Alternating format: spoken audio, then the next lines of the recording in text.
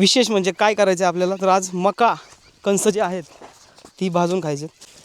हे तोडू का?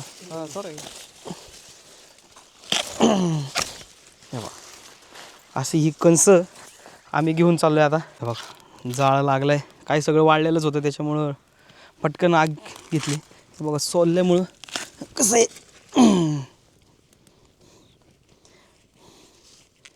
पिवळी पडायला लागली नाही. हे काय जाळ लागला, हार पडायला सुरुवात झाली आणि आता कणस मांडलेली त्याच्यावरती कशी वाजत बघा कणस भाजायला लागलं, चाट चाट चाट चाट. चला हे बघा एक कणीस भाजून तयार आहे.